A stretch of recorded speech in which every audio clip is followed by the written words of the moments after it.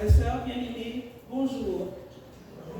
Au cœur de notre société de consommation, la parole de Dieu nous invite, en ce 18e dimanche du temps ordinaire, à méditer sur l'essentiel. Quel usage faisons-nous des biens matériels? Entrons donc dans cette célébration eucharistique en chantant « Peuple de bienheureux » que vous trouverez dans la page « Prions en Église » 27.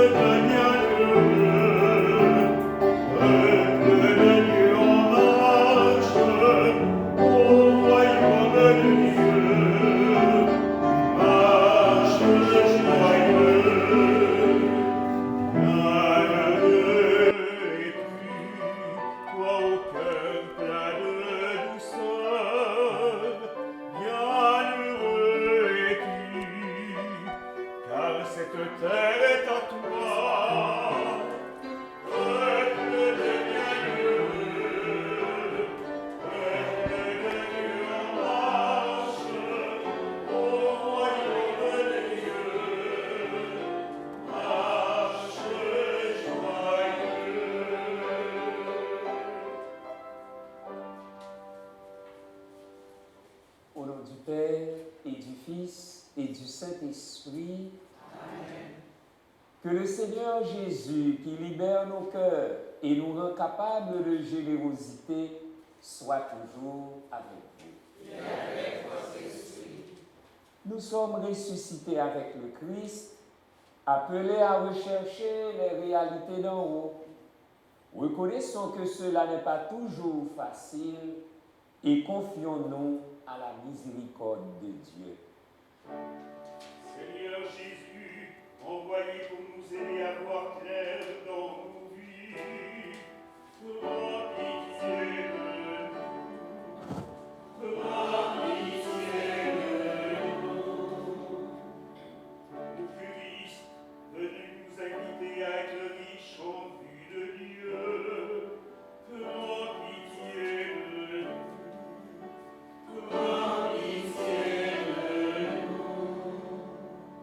Seigneur, assis à droite du Père, où tu nous refais à son image, prends pitié de nous.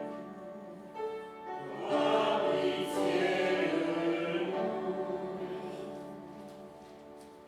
Que Dieu Tout-Puissant nous fasse miséricorde, qu'il nous pardonne nos péchés et nous conduise à la vie éternelle. Amen.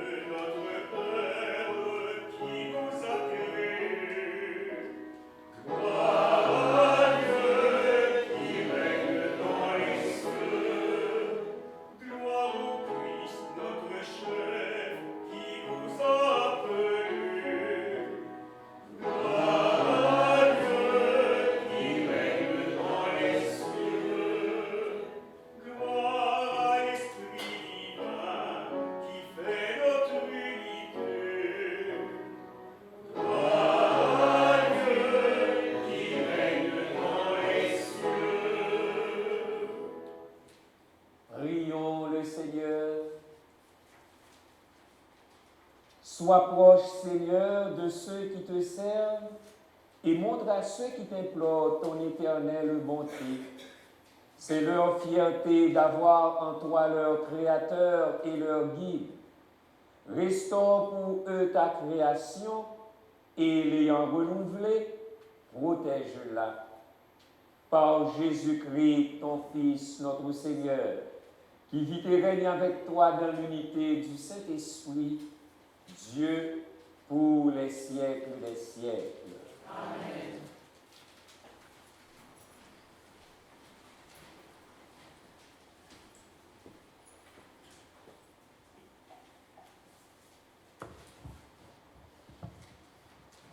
Lecture du livre de Qoélette. Vanité des vanités, disait Qoélette. Vanité des vanités, tout est vanité. Un homme s'est donné de la peine, il est avisé, il s'y connaissait, il a réussi. Et voilà qu'il doit laisser son bien à quelqu'un qui ne s'est donné aucune peine.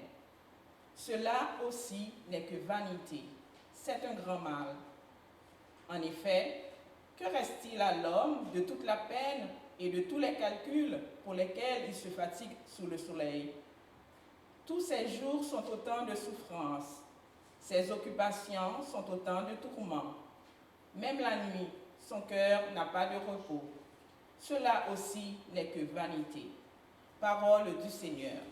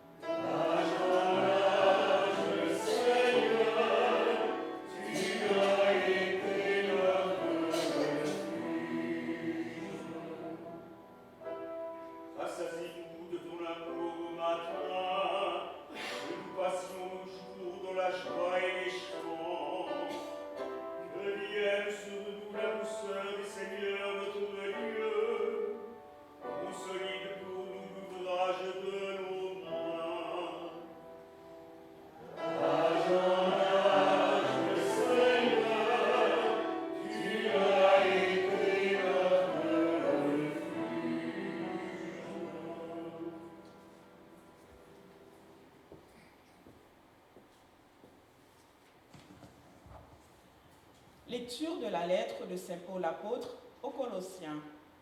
Frères, si vous êtes ressuscités avec le Christ, recherchez les réalités d'en haut, celle-là qu'est le Christ, assis à la droite de Dieu. Pensez aux réalités d'en haut, non à celles de la terre. En effet, vous êtes passés par la mort et votre vie reste cachée avec le Christ en Dieu. Quand paraîtra le Christ, votre vie, alors vous aussi, vous paraîtrez avec lui dans la gloire. Faites donc mourir en vous ce qui n'appartient qu'à la terre: débauche, impureté, passion, désir mauvais, et cette soif de posséder qui est une idolâtrie. Plus de mensonges entre vous. Vous vous êtes débarrassé de l'homme ancien qui était en vous et de ses façons d'agir. Et vous vous êtes revêtus de l'homme nouveau, qui, pour se conformer à l'image de son Créateur, se renouvelle sans cesse en vue de la pleine connaissance. Ainsi, il n'y a plus le païen et le juif, le circoncis et l'incirconcis. Il n'y a plus le barbare ou le primitif, l'esclave et l'homme libre, mais il y a le Christ, il est tout et en tous. Parole du Seigneur.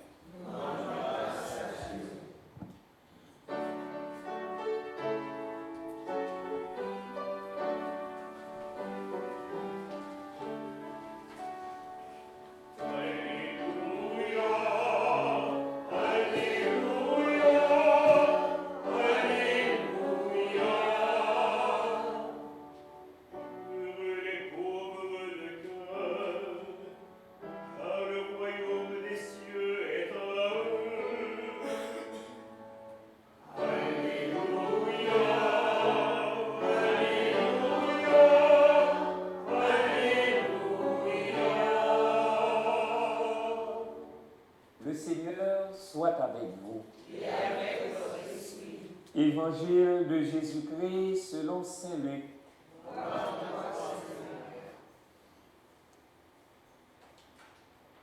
En ce temps-là, du milieu de la foule, quelqu'un demanda à Jésus, « Maître, dis à mon frère de partager avec moi notre héritage. » Jésus lui répondit, « Homme, qui donc m'a établi pour être votre juge ou l'arbitre de vos partages? » Puis, s'adressant à tous, « Gardez-vous bien de toute avidité, car la vie de quelqu'un, même dans l'abondance, ne dépend pas de ce qu'il possède. » Et il leur dit cette parabole. Il y avait un homme riche dont le domaine avait bien rapporté. Il se demandait, que vais-je faire, car je n'ai pas de place pour mettre ma récolte. Puis il se dit, voici ce que je vais faire. Je vais démolir mes greniers, j'en construirai de plus grands, et j'y mettrai tout mon blé et tous mes biens. Alors je me dirai à moi-même, te voilà donc avec de nombreux biens à ta disposition pour de nombreuses années. Repose-toi, mange, bois, jouis de l'existence. Mais Dieu lui dit, tu es fou. Cette nuit même, on va te redemander ta vie. Et ce que tu auras accumulé, qui l'aura? Voilà ce qui arrive à celui qui amasse pour lui-même, au lieu d'être riche en vue de Dieu. Acclamons la parole de Dieu.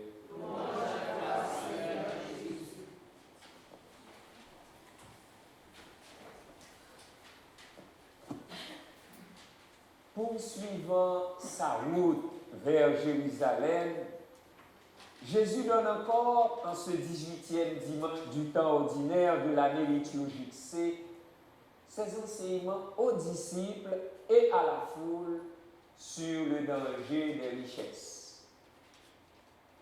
Dans la première lecture, le maître de sagesse, Qoélète, qui se traduirait par orateur de l'assemblée ou l'ecclésiaste, crie à qui veut l'entendre.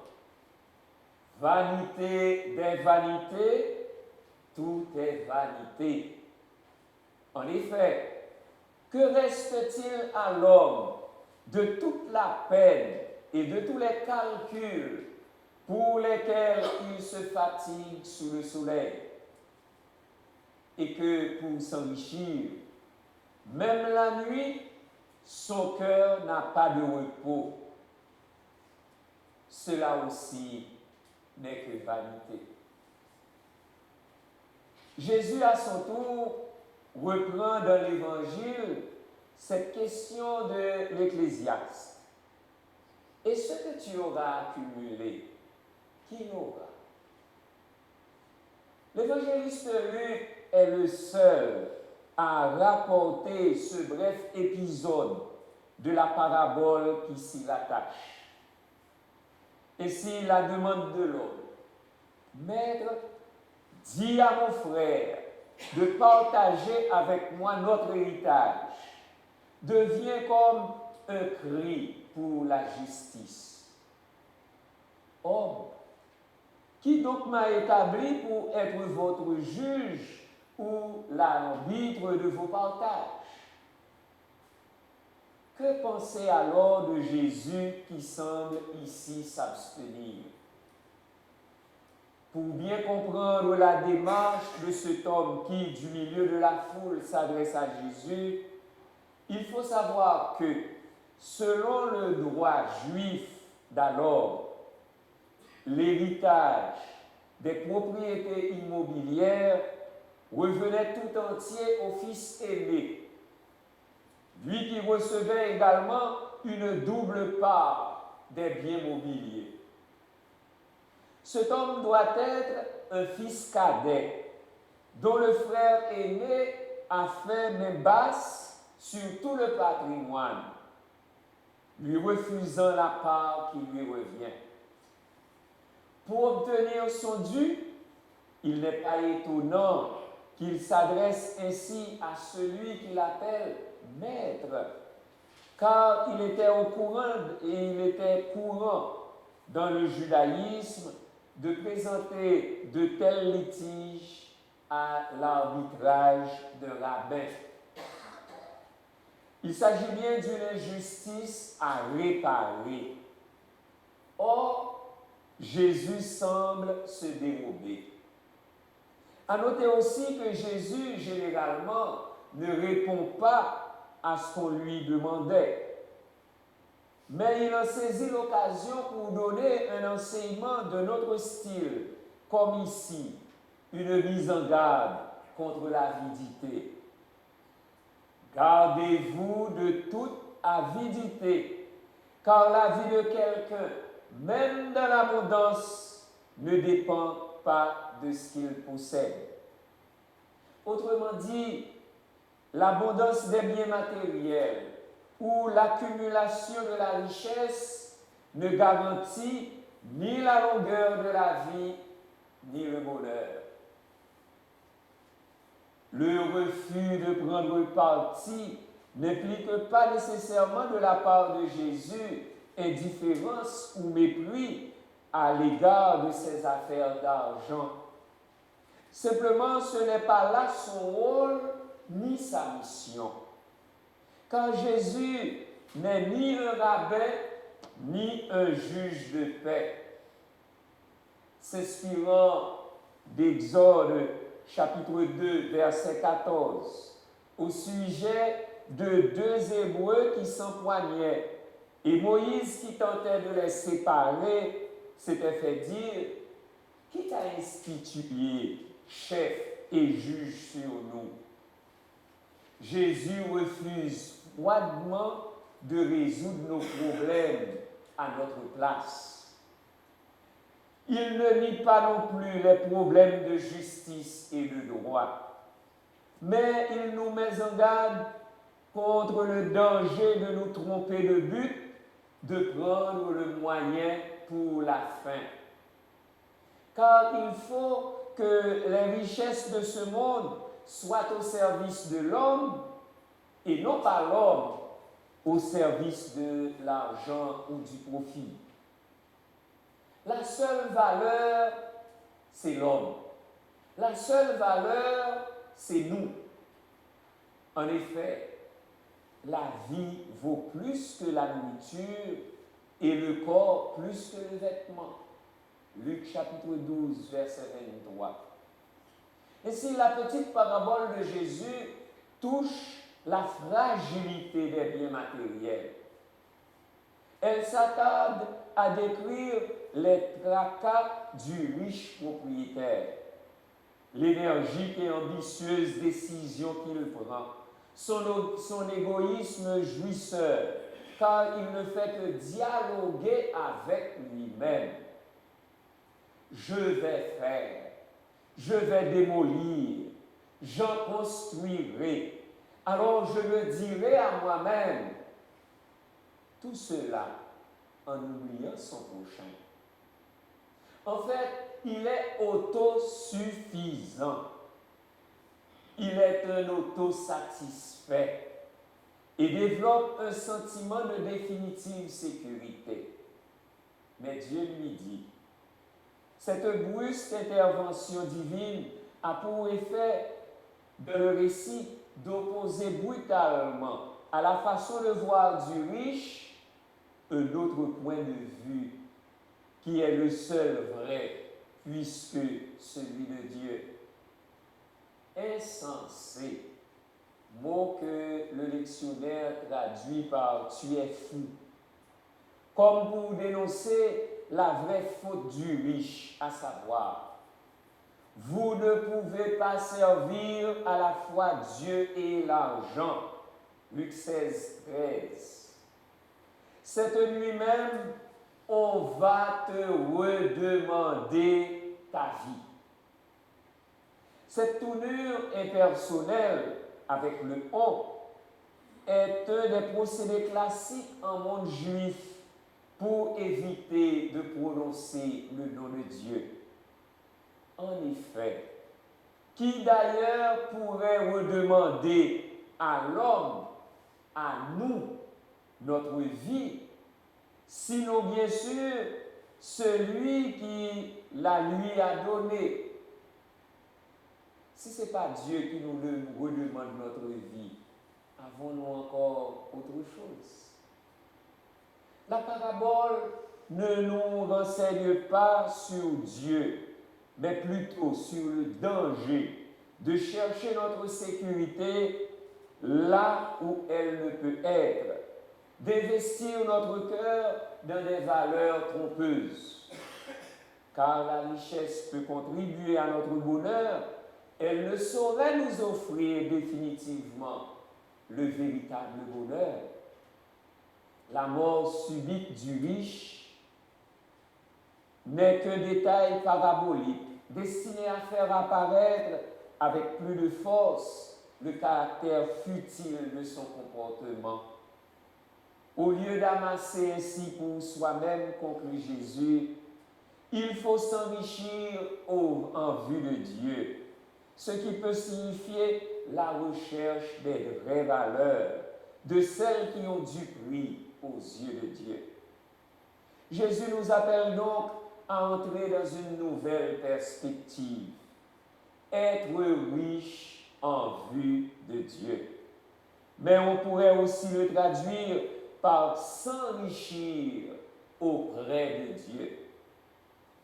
Comme le recommande l'apôtre Paul aux Colossiens, la deuxième lecture, faites donc mourir en vous ce qui n'appartient qu'à la terre, débauche, impureté, passion, désir mauvais, et cette soif de posséder qui est une idolâtrie.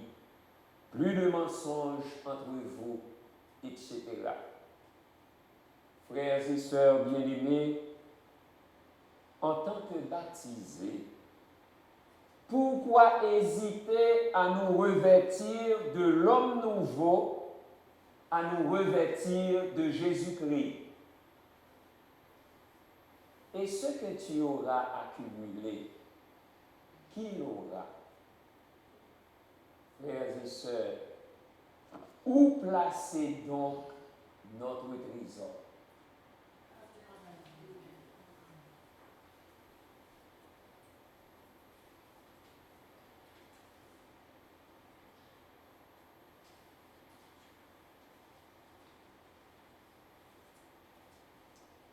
Professons la foi de l'Église avec le symbole des apôtres. Je crois en Dieu, le Père Tout-Puissant, Créateur du ciel et de la terre, et en Jésus-Christ, son Fils unique, notre Seigneur, qui a été conçu du Saint-Esprit, est né de la Vierge Marie, a souffert sous Ponce Pilate, a été crucifié, est mort et a été enseveli, est descendu aux enfers, le troisième jour est ressuscité des morts, est monté aux cieux, est assis à la droite de Dieu le Père Tout-Puissant, d'où il viendra juger les vivants et les morts. Je crois en l'Esprit Saint, à la Sainte Église catholique, à la communion des saints, à la rémission des péchés, à la résurrection de la chair, à la vie éternelle. Amen. Appelés à faire les bons choix et à être riches en vue de Dieu, demandons l'aide du Seigneur pour tendre une main secourable à nos frères et sœurs du monde entier. Seigneur, libère nos cœurs. Seigneur, libère nos cœurs. Pour l'Église, appelée à témoigner de Dieu, son unique et vraie richesse, prions. Seigneur, libère nos cœurs. Pour les personnes qui mettent leur bonheur dans les seuls biens matériels, prions. Seigneur, libère nos cœurs. Pour les religieuses et les religieux qui ont choisi la pauvreté par amour pour le royaume des cieux, prions. Seigneur, libère nos cœurs. Pour les bénévoles qui donnent de leur temps et mettent leur talent au service des autres, prions. Seigneur, libère nos cœurs. Pour nos communautés chrétiennes, appelées à poursuivre leurs efforts pour soutenir la pastorale sociale, prions. Seigneur, libère nos cœurs. Seigneur, apprends-nous à faire les bons choix en recherchant les réalités d'en haut. Que ton esprit nous guide pour nous rappeler la fragilité de nos vies et la vanité de nos richesses. Qu'il nous garde libres et au service de nos frères et sœurs en suivant l'exemple de ton Fils Jésus, le Christ, notre Seigneur. Amen.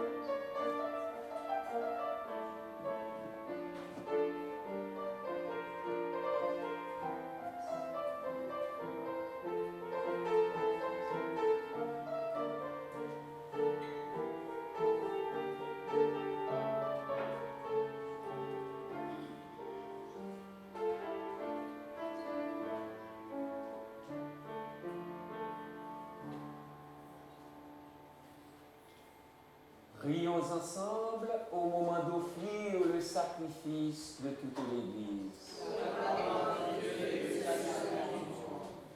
Dans ta bonté, sanctifie ces dons, nous t'en prions, Seigneur.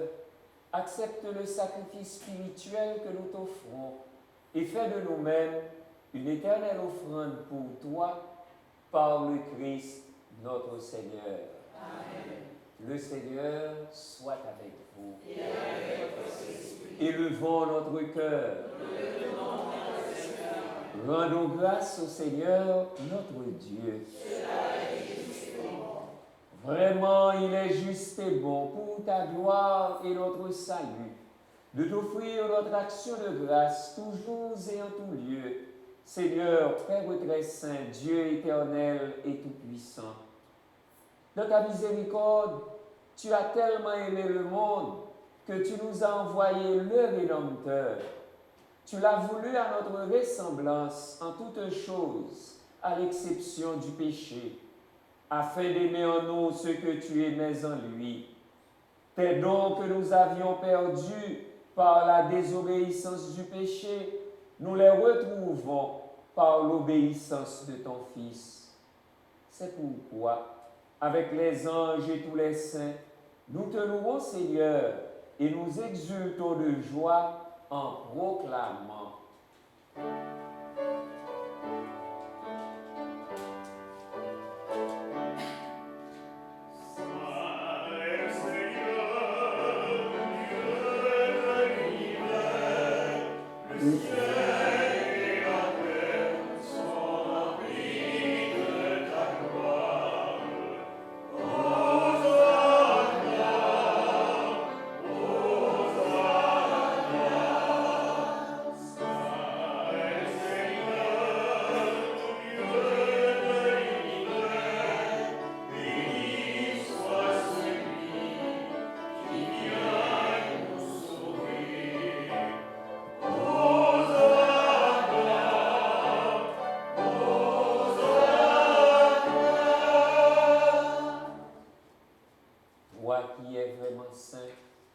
Toi qui es la source de toute sainteté, Dieu notre Père, nous voici rassemblés devant toi et dans la communion de toute l'Église, nous célébrons le jour où le Christ est ressuscité d'entre les morts.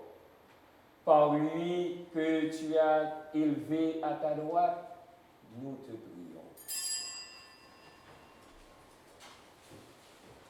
Sanctifie ces offrandes en répandant sur elles ton esprit, qu'elles deviennent pour nous le corps et le sang de Jésus, le Christ, notre Seigneur. Au moment d'être livré et d'entrer librement dans sa passion, il prit le pain, il rendit grâce, il le rompit et le donna à ses disciples en disant « Prenez et mangez-en tous, ceci est mon corps livré pour vous. »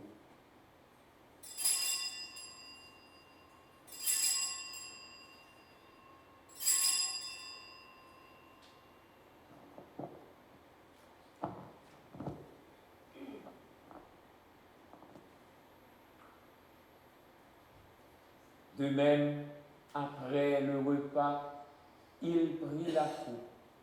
De nouveau, il rendit grâce et la donna à ses disciples en disant « Prenez et buvez-en tous, car ceci est la coupe de mon sang, le sang de l'alliance nouvelle et éternelle, qui sera versé pour vous et pour la multitude en rémission des péchés. Vous ferez cela en mémoire de moi. »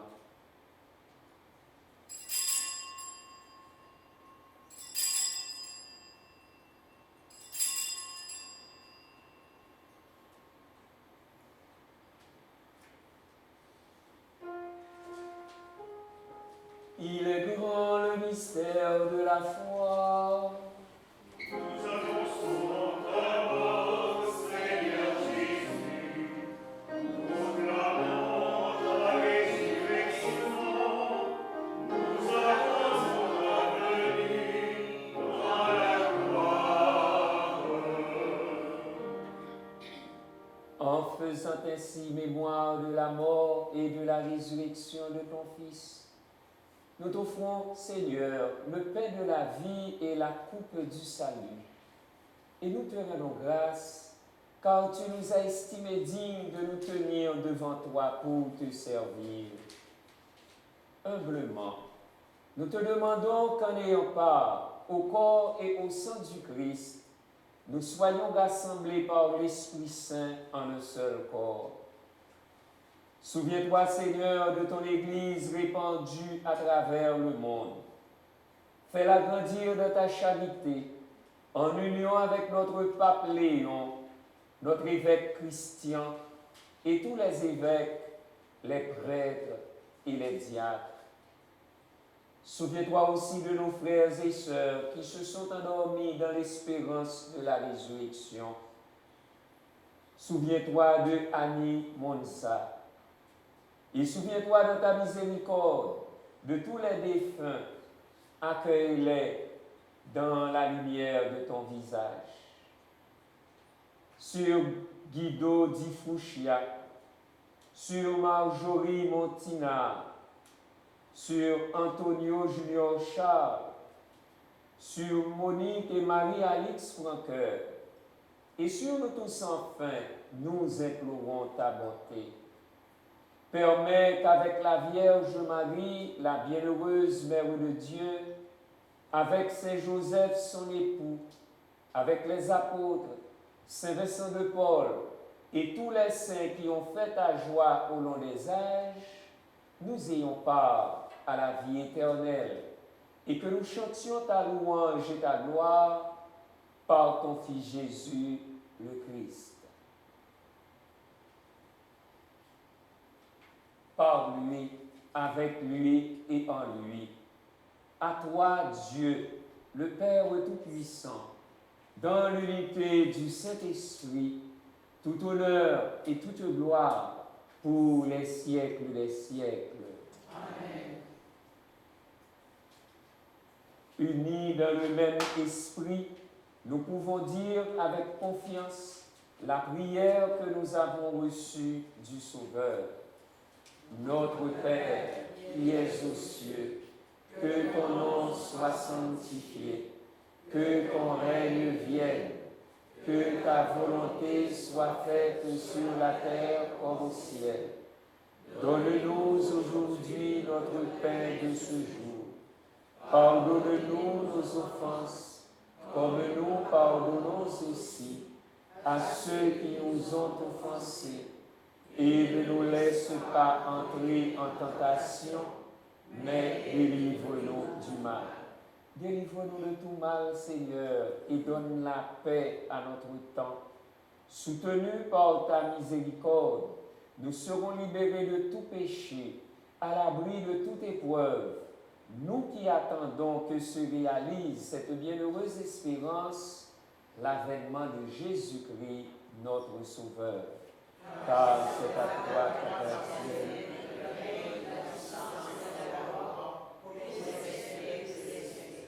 Seigneur Jésus-Christ, tu as dit à tes apôtres, je vous laisse la paix, je vous donne ma paix. Ne regarde pas nos péchés, mais la foi de ton Église. Pour que ta volonté s'accomplisse, donne-lui toujours cette paix et conduis-la vers l'unité parfaite, toi qui vis et règnes pour les siècles des siècles. Amen. Que la paix du Seigneur soit toujours avec vous. Et avec votre esprit.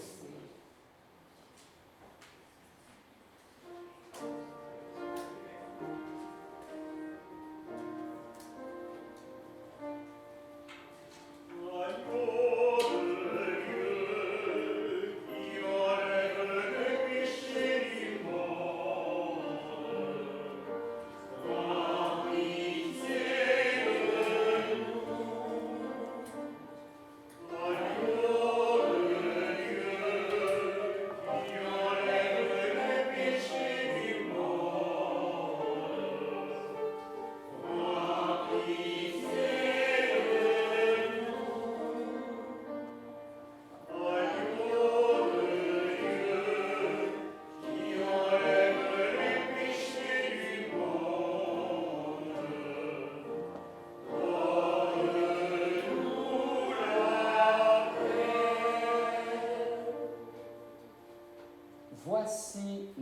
Dieu, voici celui qui enlève les péchés du monde.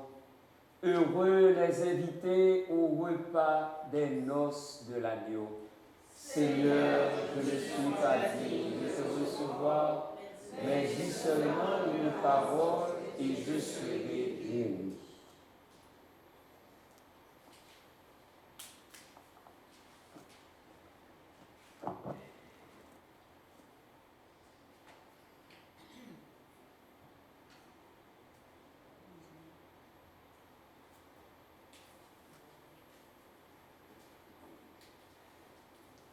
Que le Seigneur vous bénisse.